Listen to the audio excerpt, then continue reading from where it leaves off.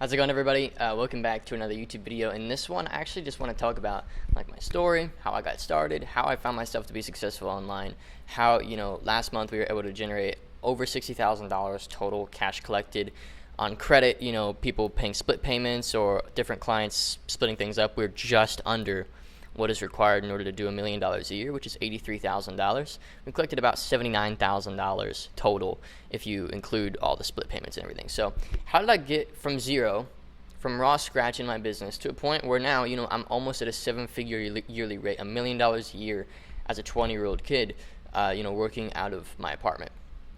And I just want to talk about my story, what got me started, why I even do it, what motivates me, and really just detail the process that I went through when I was a beginner up until now. And you'll have to mind me, this is a new setup. If the lighting's weird, if anything looks weird, feels weird, this is, I'm figuring it out. New camera, or not a new camera, just, flicking it on again. I typically just throw out my phone and it's way easier. But my editor Keely is telling me I need to step up my game. So I'm just going to step up my game in this video, start recording nice looking content. I've had this really beautiful camera sitting around. I don't even use it because the phone's easier to use. But I'm going to get a clip-on mic soon, and I'm going to just go all out. So hopefully you guys appreciate that, because I'm spending a little money on upgrading the equipment, making it easier to watch, and hopefully it helps the channel grow, brings more value to you guys, and inspires more entrepreneurs to grow their businesses. So I want to tell you everything. I want to tell you the key shifting points in my journey, what really allowed me to grow as fast as I have. I've only really been doing this, in my opinion. If you ask me how long you've been doing this, I'll tell you 3 years, but I feel like I've been doing it right for about a year. So I'm not going to lie to you and say I've been doing it for a year, but I haven't been doing this specifically and going as hard as I have and actually doing it right for any more than a year. But I've been really playing around with business in general for about 3 years. But before I get into any of this, I want to just give you a couple of options as to how you can get more help and hopefully more people get more value from the channel from this. So first of all, we've got a free Facebook group, so you can click the link in the description. We've added 50 people today alone to the group. It's super active. I put out a post today and it's got 70 comments on it. We've got a really nice little Facebook groups going. So if you want to click the link in the description, join that. Second of all, you can message me on Instagram or just follow me over there. It's a great place to connect and just sort of see what I'm doing on a day-to-day basis, see what it's like running my agency, how I'm managing everything. It's just a great place to go, okay? And then lastly, I've got a couple slots now available on my personal calendar for calls regarding the six-figure marketing consultant program. So you can actually schedule a call down below if you're wanting to scale your agency, your own business to that $10,000, $20,000, $30,000 a month profit mark. I've actually got a few student interviews lined up for the channel soon where we have people who have been able to scale beyond that $10,000 a month mark profit. And we help people do it day in, day out. Here's some results from the community just in the past couple weeks. Keely, if you just want to grab some from there and just throw them up, I think it's cool for people to see those. So, but that being said, let's get into it. I'm ready to help you guys and give you some context as to my story. I'm ready to stop beating around the bush. So what got me started? What really helped me begin this journey? And what got me to where I am today? So I'll just tell my story straight out. This will probably be a little bit of a long video, but I think it'll be valuable to some people who just want more context and want maybe something to kind of like a par to, compare off of, or what. I don't really want you comparing to me. It's your own journey. You need to make your own decisions. But I started off actually as a wedding photographer, interestingly enough, and that was, I really enjoyed shooting weddings. I enjoyed photography. I've always kind of had a little bit of an artsier edge to me, and I've always kind of been a little more creative. And so it was a good business model for me, and I enjoyed doing that, and it was a great place to start because it actually helped me with a lot of people skills and a little bit of sales skills, and just how to position myself online and how to build a service-based business using a digital presence, which has turned into what really I do today, which is the agency and the education side mixed, which is just a massive business. And so with wedding photography, I would shoot weddings. So I'm going to close my Facebook here. I would shoot weddings every other weekend or every weekend or so, make $1,000 or $2,000 a month. I get paid $500 per wedding, sometimes $1,000, sometimes $2,000. I think the last wedding I shot before I stopped, I got paid $2,000 for, which is pretty sweet. When you're 17, going on 18, that's a pretty nice little check. And I actually learned how to do that just by shadowing other wedding photographers. I just randomly cold email photographers and say, hey, do you need an assistant? And I just learned that way. But then actually I went through a house fire when I turned, just around the time I was just turning 18. This is about, actually no, earlier than that. I was 17 when it happened. It was 2017. It was actually the 3-year anniversary of the house fire was like 4 or 5 days ago when I'm recording this. And it's June 15th, I think. 15th. So it's June 15th, 2017. House gets struck by lightning. I lose all my gear. And I actually lost every single piece of equipment that I was using. And though I was insured underneath like my parents' umbrella, I didn't get that money for like a solid year. So it took about a year for me to get the $6,000 or $7,000 check that I was owed from insurance for all of my camera gear. I had two, $1,500 cameras with a bunch of lenses and a bunch of equipment, lighting and things that I would use. And so I was like $7,000 down the hole, and I also couldn't shoot weddings for my clients because I didn't have any gear. I tried renting some, but I literally it's just not the same. I can't get the sort of results. I shot like one wedding on rented gear, and it didn't work for me. I didn't enjoy it, and the clients weren't happy. Like, there's something about having your gear, and if you're a photographer or, if you're any sort of like a technical work, you understand like you need your stuff. And that, unfortunately, caused me to sort of flip the switch and say, you know what, I need to figure something else out. So I had about $6,000 worth of weddings that I had to refund, plus about $7,000 worth of camera equipment that I lost. And luckily, the insurance about a year later ended up paying me $9,000 or $10,000.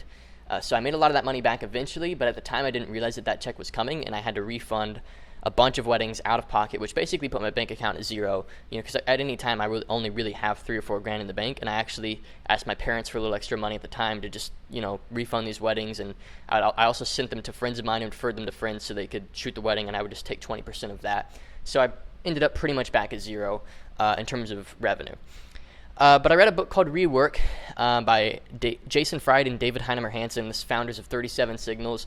They produce softwares like Basecamp and other project management softwares like that. And it's a multi-8-figure company that they run together. And they wrote a book called Rework, which talks about really recognizing what the side asset that you're actually building is.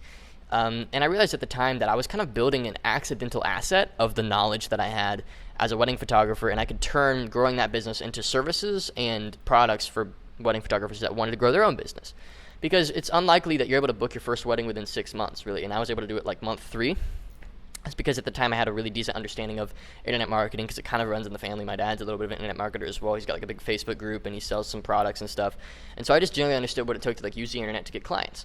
And so I started coaching wedding photographers and selling a small course on how to do it. And also I ran ads for wedding photographers to help them grow their business, which is, at the time, I didn't even know it was called SMMA. I didn't even know about the agency model, like this whole like sub-niche that you're aware of. There's tons of influencers in this sub-niche, tons of people doing it. I didn't even know about that. I was just like, you know what? They just pay me, and I'm just going to run ads for them and try and get them clients, and it worked pretty well.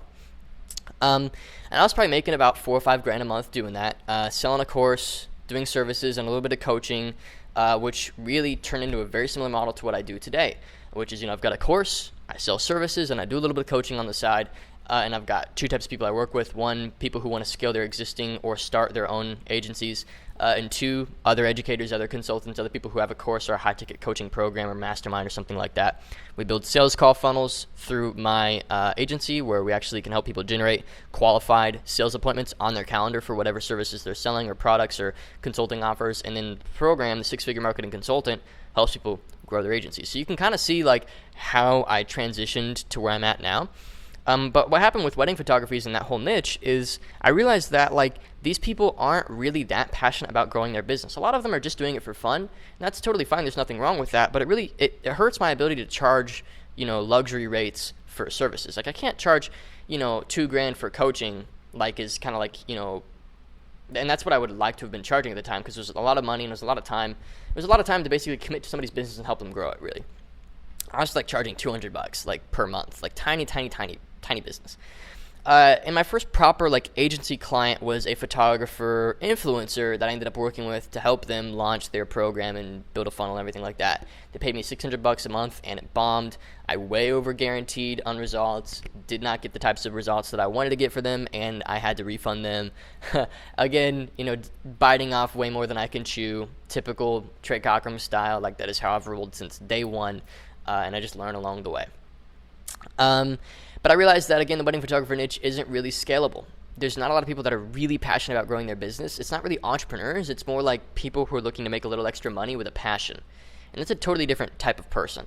So I started to think, all right, what's like a business that I could serve that has like way less of a cap, and I'm way more excited to serve and way more excited to help grow? And I started thinking about like e-commerce, because there's less of a cap. If I can sell their products, it's not like there's like a limit on how many they can sell. And so it's like I can sell as many as I can sell as long as they can keep supply coming. So I thought about e-commerce. I started working with some like e-commerce clients. I posted around in some Facebook groups, attracted some clients, and started playing with that. I actually built like a YouTube channel around Shopify and everything like that. So I would sell people on like a course to start their e-commerce business, and then I would like sell them on a service to help them grow it if they were doing well. And I was probably making, again, like $5,000 to $6,000 a month doing that, barely anything. At this time, I hadn't made any major investments in my education, in like courses or programs or anything like that. And I actually pulled the trigger on a coach that I worked with who helped me scale, which is honestly, I recommend it to everybody. Obviously, I'm biased because I got my own programs. But literally, the second you commit and you pay like $3, $4, $5,000 and you just like go all in on a project and you follow a template, like it just changes how you operate. And I actually ended up shifting my niche entirely because I realized like where I was at, again, I was attracting the wrong type of person. And it was really nothing wrong with the niche. I could have made a lot of money in e-commerce. Granted, I just had the wrong perspective. It's not about the niche. It's really about how you come at it. And if I'd come at it the right way, I'd probably be at 7 figures in the Shopify e-commerce niche if I wanted to be. But I shifted my niche over towards agency owners and people who are wanting to grow their agency, and also serving people who want to generate more sales calls, which is what I've done ever since. And, if I could even show a screenshot of my calendar, like, I generate tons of sales calls for myself, tons of sales calls for clients, and all I really do is really ultimately, even the 6-figure marketing consultant, all I'm doing in that program is just giving you a really, really good way of generating sales calls that's worked for me. I've sold like $10,000, $20,000 packages through these sales calls, and I give you recordings of that for proof. And in my agency, it's basically just like a done-for-you version of generating sales calls at scale with paid traffic, like running ads online. And so this might all sound sort of over your head, but the general theme that you're going to catch on to here is like, I had an idea, and I kind of let that idea evolve. And it wasn't like I had an exact plan, and I don't think an exact plan actually helps you.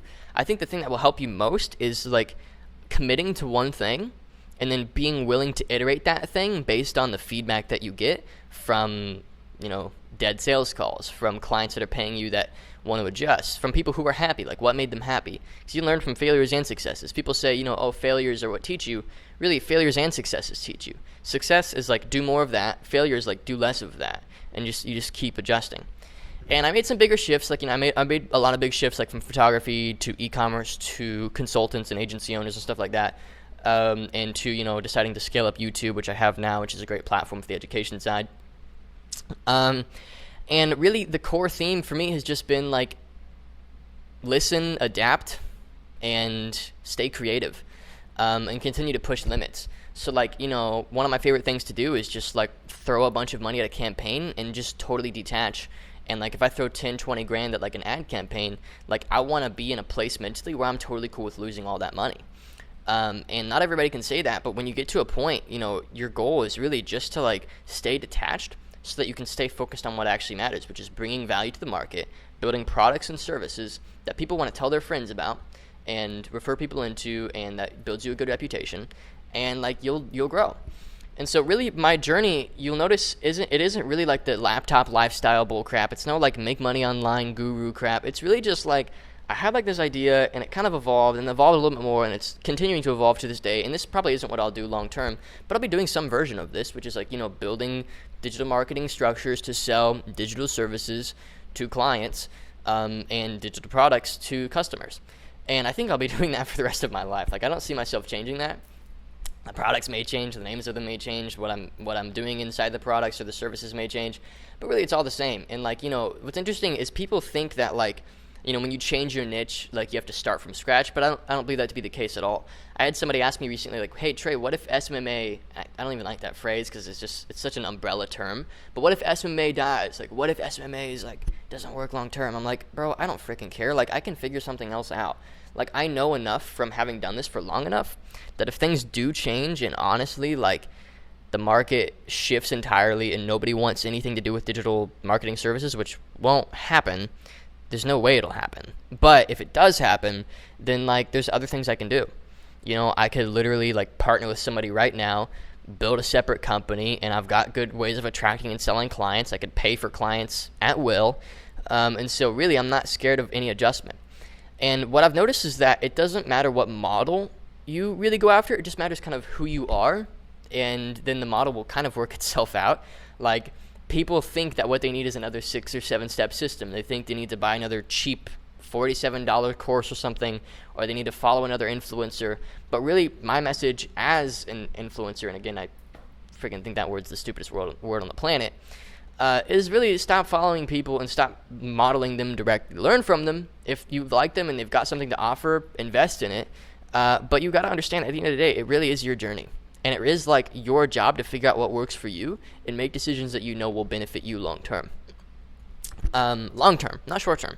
Take risks short term. Take huge risks. Go all in. Like, have no reservations. One of the biggest things that held me back when I was starting, honestly, was like this fear of like being wrong about my assumptions about like what would work for me. Like, I was kind of afraid to commit because I felt like if something didn't work, it would be this huge issue and I'd feel like crap. And really, ultimately, if something doesn't work, you just change what you're doing. It's not that big a deal. Like, you know, people are so obsessed with like finding a constant, committed, perfect thing that will never change. And that's why a lot of them go for jobs. And actually, let me lower my desk real quick because the sun's reflecting off of it and bouncing into my face. So let me just do that real quick. But yeah, there is no one thing that will work forever. And that's been a big change for me as well, is I'm not looking for one thing anymore. I'm looking for like a mixture of principles that I can apply to whatever I do. So I'm confident that whatever I do, minimum, I'm going to make like 30, 40 grand a month. Like, I know that'll be the case because, you know, I generally know how to attract and sell clients at that scale on whatever service or product it is. As long as I know the market's pains and needs and desires, and I have a decent funnel process that I can spend money to acquire clients with, which again is what we teach, like, you know, you just feel like abundant. And so my goal really with this video has been to kind of give you like my story and what I've learned along the way and what has actually helped me. Because I think most people, when they tell their story, they're just like, it's like, I don't know, it feels like there's like no like substance behind it. Like, there's nothing behind their eyes. They're just like, I started with this, then I did this, and now I'm here. It's like, well, what made you change? And like, why did you make those decisions? And like, what actually brought you to where you're at? And genuinely, like, you know, everything that I've done has led into everything that I've done. There's never been a point where I'm like stopping and change. Like, you'd think that by changing your niche or changing your business that you like stop one thing and you do another thing, that you have to restart your momentum, but that's just not true. Like, you have certain standards and you have a certain bar that you're trying to meet every time you change, and it's almost like, you know, your goals don't matter. It really just matters what your standards are. Like, you know, goals are a dime a dozen. I set a goal right now. I want to make $1 million a day. It doesn't affect me. If my standard though is to make at least $1,000, $2,000, $3,000 a day, which is kind of what it is right now, like, I'm not going to break that standard, and I'm going to force myself to make that work every single day. And if I'm beneath that, like, it affects my sleep, it affects my like routines, I feel like crap. And like, that's what you want. You want to, like, most people, they have a hard time putting in the work. You want to get to a point where you're afraid of not putting in the work. Like, you feel like a wuss if you're not putting in the work. Like, you're excited to put in the work, and you're also like you feel like crap if you're not. Like, that's where you want to get. And that's been a big shift for me as well. So really, my story, to sum it up, you know, I've played with a bunch of different things. I've really looked in between the lines and kind of read in between the lines of like what actually made those things click and what didn't. And I've stumbled upon some like very consistent themes of what makes a business work and not work. And really, it comes down to like 3 things. It comes down to the owner of the business and their mentality regarding themselves, how they see themselves and what their standards are, not their goals, but their standards. Second, the owner and the team, if there's a team, and their perspective on money and how money works and how the market works. Are they abundance mindset or are they scarcity mindset? And then 3 is the actual model itself. Like, can you consistently attract and sell clients or customers? You know, is there a predictable way and predictable means of attracting and selling? And if you have those 3 things, like, the sky's the freaking limit. And that's really what I've learned. Like, you know, I used to think it was all about how good you are at your service, and then I realized that there's people out there that are making way more money that actually suck a lot more than me. Like, that, I learned that lesson with wedding photography. There's people out there who, like, they are just not good photographers. Straight up, their work is not good, but they've been able to sell themselves really well. And a client, honestly, at the end of the day, doesn't really know the difference. And that's the neat thing about it, is it's not about how good you are or, like, you know, how other photographers look at you. It's just how good you are in contrast to the client's expectations. That's another reason why I feel like it's important to really make sure that you've got the right voices in your head, because it's easy as a digital entrepreneur, as like an entrepreneur in general, to get lost in the entrepreneur space and forget about what's going on actually in the real world and like what the market actually wants and what people's desires actually are. And you can kind of go down the spiral, and like it's not very productive to get lost in all that. So yeah, that's about it, you guys. Hopefully this has been valuable for you to sort of hear my journey and what I've picked up on it. It's not a complex story. You know, I don't have like a huge sob story. I grew up, you know, pretty solid. Like I've got great parents who gave me great principles, and I feel great. I'm definitely blessed by that. And I would encourage you as well to not try and like, another thing that I've seen a lot in entrepreneurship is people like try to have like a different story than they actually have. Just lean into your story and just like own what you've got. And you're going to attract the right people. Like I used to try and be something that I'm not, and now I'm just like, you know what, I am what I am, and I like who I am, and so I'm just going to like share that. You know, if I were to make this video like 2 years ago, I'd probably be like, it was a struggle. Oops, I kicked my camera. I was like, it's a struggle. It was hard. I had to push through so much, and people rejected me, and I you know, it's like make it all ego driven. But, you know, and there was a time where that was definitely how I operated. It was very ego. It was very like, I want to be seen. I just want to succeed just so I can like, you know, be seen and like be a successful young guy. And now that I'm a successful young guy, it's not all that it's turned out to be. Like the image part of it, now the business part of it, I love it. I could like sit behind my computer and look at like stats for my business all day and like manage different like funnels and campaigns and like things like that's fun for me. Like I enjoy the process of building a business far more than I enjoy any of the perks. And once you get to that point, like it gets a lot easier for you to operate because you're just less attached to the outcome of looking good, or like it makes it so much easier to be like a successful entrepreneur when you're not concerned about being successful. It's a weird thing. Like if you're obsessed with it, you're actually doing a massive disservice to yourself. If you are just like obsessed with like looking the part, being the part, making everybody proud, you know, getting a bunch of money in the bank and just like going hard, like for the wrong reasons, it's actually going to slow you down. It's like recently I'm way less attached to money than I've ever been. That's actually been a huge advantage. And I'm not even doing it for the advantage of it. I'm doing it because it's healthy. Like it's healthy to not care like directly about revenue all the time. I've got other things that go on in my life. I've got my family. I'm doing guitar lessons for my sister. I've got a girlfriend who I really love. I've got personal things that I got to work on all the time. I've got my faith. I've got fitness. I've got these things in my life that really matter to me. And like I never share any of that on the channel because that's not what the channel is for. But I just want you guys to know that like, look, if you're so attached, it's going to be harder for you. I guarantee you, you just have to stay focused, put your head down. Don't care so much about image. Don't care so much about where you end up in a year. Just commit a year. Just commit a year and say, today I'm going to do what pushes me forward by 1%. And by the end of the year, you'll have moved 365%. That's a huge leverage point. You are 3.6 times more likely to achieve the standards and the goals that you're setting for yourself. And do that for 3 or 4 years, and I can almost guarantee that you'll be at minimum making like 20, 30 grand because the internet's insane. Like once you build a decent service and you get good at attracting clients for it, it just gets easy. And I'm not here to brag about how easy my business is. I'm here to just tell you that hustle and grind isn't the answer. Really, the answer is like build systems, build leverage, and get smart. So if that's really my story, how I grew, where I'm at today, and really, you know, how I got here, like what I started with, what I played with, what I really learned along the way.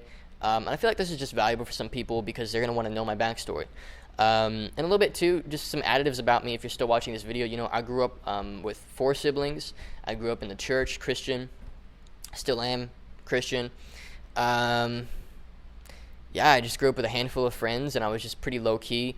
You know, I've always just had little projects that I work on. Like when I was 14, I built my first computer because I was a huge PC gamer.